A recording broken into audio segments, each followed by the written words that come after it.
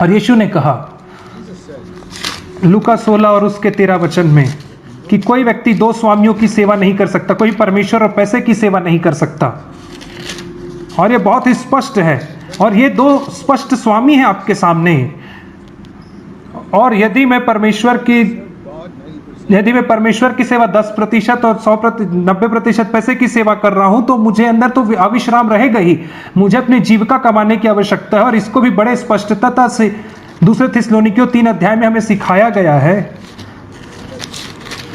दूसरा थिस्सलुनीकियों 3 अध्याय और उसका 10 वचन, यदि कोई व्यक्ति काम ना करना चाहे तो वो खाना भी ना खाए, और यह व्यवस्था है पवित्र आत्मा ने जिसे दी है।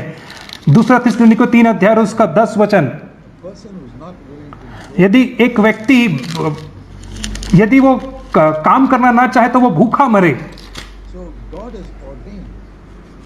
और परमेश्वर ने यह बात ठहराई है, उसने आदम से यही बात कही कि तू अपने माथे के पसीने से अपनी रोटी खाएगा। और परमेश्वर ने उससे कहा कि ये उतना आसान नहीं रहेगा जैसे पहले आदम की वाटिका में इजी था, वैसा अब इजी नहीं रहेगा तेरे लिए।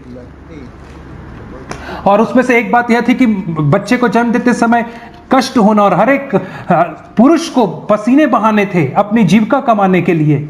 और यदि एक मनुष्य काम करने के लिए इच्छुक नहीं है तो उसे खाना भी नहीं खाना। इसलिए तो मैं कह रहा हूं कि हमें काम करना है, और उस काम में मैं कहना चाह रहा हूं, और उस काम में हमें पैसे की आराधना नहीं करना है।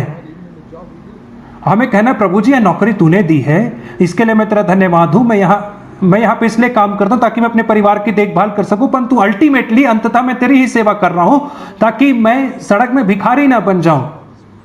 मैं नहीं चाहता कि दूसरे लोग मेरा ख्याल रखें। और यीशु मसीह कभी एक बेघर व्यक्ति नहीं था, वो गरीब था परंतु वह बेघर व्यक्ति नहीं था। और वो इतना भी ज्यादा गरीब नहीं था कि उसे लोगों से भीख मांगना पड़े उसकी आवश्यकता के लिए, क्योंकि उसका पिता उसकी किसी न किसी रीति से उसकी जरूरतों को पूरा करता था। शुरुआती दिनों में तो वो बढ़ाई था, और जब वो पूर्णकालिक मसीही सेवकाई में आया, और यदि परमेश्वर किसी को भी पूर्णकालिक मसीही सेवकाई में बुलाता है तो वो उसकी आवश्यकताओं की पूर्ति करेगा। मैं यह कहना चाह रहा हूं कि आप परमेश्वर और धन दोनों की सेवा नहीं कर सकते हो। मैं परमेश्वर और धन दोनों से प्रेम नहीं कर सकता हूं। तभी तो यीशु मसीह ने कहा तुम परमेश्वर और पैसे दोनों की सेवा नहीं कर सकते हो। तुम परमेश्वर और प्रेम पैसे दोनों से प्रेम नहीं रख सकते, क्योंकि तुम एक से तो मिले रहोगे और दूसरे को तुच्छ जानोगे। इसलिए यह एक और क्षेत्र है जहां पे हमारे लिए बहुत आसान है कि हम अपने आप को धोखा दे सकते हैं कि हमने विश्राम में पहुंच गए, ये कह के हम धोखा दे सकते हैं, या हम यह कह के धोखा दे सकते हैं कि हम पैसे के प्रेम से पूरी रीति से स्वतंत्र हैं। क्या आप आज इन चीजों को अपने जीवन में देख पा रहे हैं? मैं 56 वर्षों से पूर्णकालिक रीति से परमेश्वर की सेवकाई कर रहा हूं, और जब मुझे जहां तक स्मरण आता है, जब से मैंने नेवी में अपनी नौकरी का त्याग पत्र दिया था, और जितने नेवल करियर में मैंने जितना पैसा बचा करके रखा था उसे मैंने परमेश्वर की सेवकाई के लिए दे दिया, और 0 रुपए के साथ मैं मसीही सेवकाई में कदम रखा था। और इतने वर्षों में मैंने कभी भी कहीं भी रिपोर्ट नहीं भेजा अपने किसी भी काम का। 54 वर्षों मैंने कभी भी अपने किसी भी कार्य के लिए अपने रिपोर्ट नहीं भेजा जिन कार्य के लिए परमेश्वर ने मुझे बुलाया है। परमेश्वर ने मेरी हर एक आवश्यकता की पूर्ति की है। मैंने कभी रिपोर्ट नहीं भेजा, मैंने कभी किसी से भीख नहीं मांगा। मैं हमेशा परमेश्वर के ऊपर भरोसा रखना, एक ना किसी तरीके से परमेश्वर ने जरूरतों को पूरा किया है। मुझे कभी इस चीज के लिए घटी नहीं हुई है।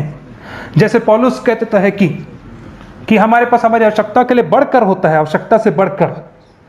परंतु आज मैं नहीं कह सकता हूं कि मेरा हृदय पैसे के प्रेम से उतना ही मुक्त है जितना यीशु मसीह का हृदय था।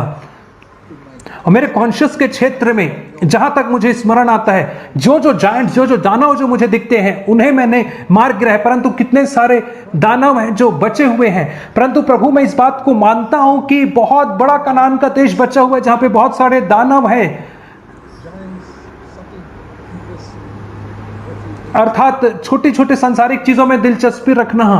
और प्रभु जी तू मुझे इन चीजों के ऊपर प्रकाश दे, ताकि, और मैं इसके लिए ठान के बैठा हूं, ताकि मैं विश्राम में प्रवेश करने के लिए मैं ठान करके बैठा हूं, और अधिक मैं विश्राम में प्रवेश करना चाहता हूं।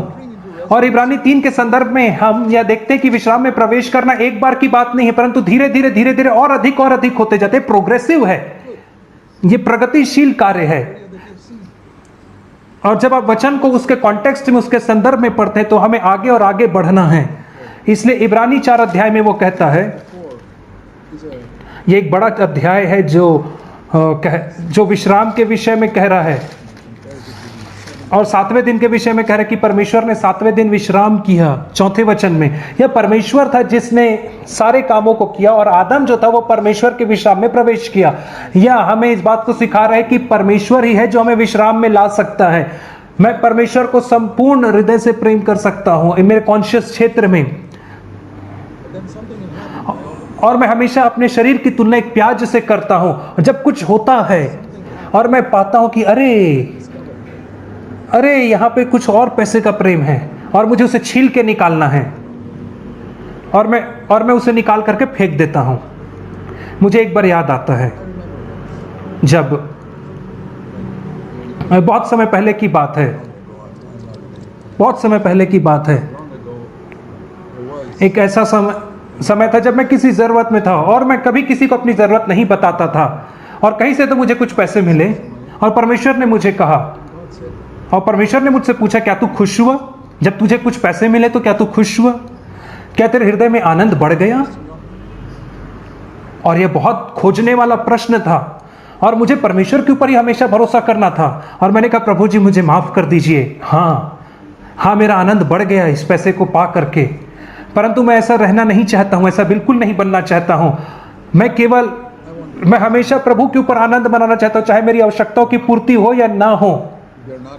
और यदि मेरी आवश्यकता की पूर्ति नहीं हो रही तो हम अपने खाने पीने को और कट करना चाहेंगे और कटौती करना चाहेंगे, परंतु मैं पैसे में अपने आनंद को नहीं प्राप्त करना चाहता हूं। और यह तो वो प्याज का एक और परत था जिसे मैं उस दिन खोज करके पाया, और मैंने कहा, प्रभु जी, और मैं इसमें कभी कोई आनंद नहीं पाऊंगा कि जब मेरी किसी आवश्यकता की पूर्ति होती है तो मैं इस क्षेत्र में भी विश्राम में रहना चाहूंगा। तो क्या इसने मेरे अंदर से पैसे के प्रेम को पूरी तरह से खत्म कर दिया? या एक प्याज के तरह का मैं इस प्याज के बीचों बीच तभी पहुंच पाऊंगा जब मसीह आएगा। ऐसा ही तो शुद्धता के विषय में भी है।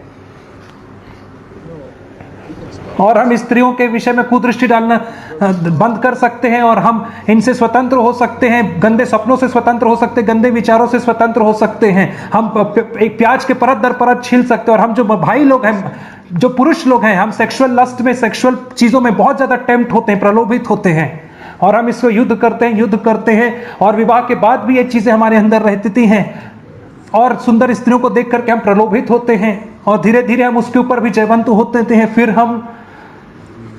फिर उसके बाद हम उनकी सराहना करते हैं, और यदि आप बहुत ज्यादा उनकी सराहना करेंगे सुंदर स्त्रियों को देख करके, तो यह भी आपको प्रलोभित करेगी। और तभी तो नीति वचन का लिखने वाला कहता है कि तू उसकी सुंदरता की भी अभिलाषा ना करना, उसकी देह की नहीं परंतु उसकी सुंदरता की भी अभिलाषा ना करना अपने मन में। क्या आपने कभी ऐसे सोचा है कि आपकी पत्नी उस फलाने लड़की के जैसे खूबसूरत होती है? बहुत बड़ा पाप है। और आपके लिए आपकी पत्नी सबसे खूबसूरत होनी चाहिए आपकी आंखों में, और उसके अलावा कोई और भी है तो वो पाप है। परमेश्वर ने यहेजकेल से कहा, आप जानते हैं,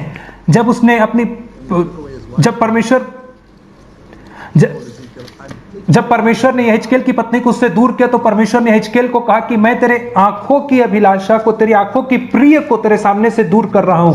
यहेजकेल 23:24 में। और वो कह रहा है कि मैं तेरे आंखों की प्रिय को तेरे सामने से अलग कर दूंगा। एक अद्भुत भविष्यद्वक्ता यहेजकेल, उसके आंखों की प्रिय थी उसकी पत्नी। यह अद्भुत बात है। जब आप परमेश्वर से अपने संपूर्ण हृदय से प्रेम करेंगे तो आप इस क्षेत्र में एकदम शुद्ध रहेंगे, और आप इतने शुद्ध रहेंगे कि आपकी पूरी लालसा आपकी पत्नी के लिए रहेगी, आप दूसरी स्त्री को नहीं देखना चाहेंगे। और मैं अपने जीवन के ऐसे छोटे छोटे क्षेत्रों को दिखाना चाह रहा हूं जहां पे हम अशांति में, अविश्राम में हो सकते हैं, और इसलिए हमें डरने की आवश्यकता कि हम कहीं उस विश्राम से वंचित न रह जाएं। और कई बार हम इसमें से संतुष्ट हो सकते हैं कि हमने इतने सारे चीजों के ऊपर जयवंत हो ले, क्योंकि हमें एनसीसीएफ में इतने सारे चैलेंजिंग मैसेजेस को सुनते हैं। परंतु और कई बार हमें लगता है कि हम दूसरे विश्वासियों से ज्यादा मैंने कनान देश के ऊपर कब्जा किया है, और उसने 20% जीता है, मैंने 25% या 30% जीता है। तो मुझे किसी व्यक्ति से अपनी तुलना नहीं करना है, एक ही व्यक्ति से मुझे अपनी तुलना करना है। यीशु मसीह से की ओर देखने का अर्थ यह होता है कि मैं अपनी तुलना केवल प्रभु यीशु मसीह से ही करता हूं। इब्रानियों की पत्री 12 अध्याय में कहता है कि आइए हम इस दौड़ को दौड़े यीशु मसीह की ओर देखते हुए। वही तो मेरे विश्वास का ऑथर अर्थात उद्गम स्थल, और वही तो मेरे विश्वास का समाप्त करने वाला है। जो दौड़ा और उसने कभी भी पाप नहीं किया, वही मेरा ऑथर है, उद्गम स्थल, और वही मेरा समाप्ति है।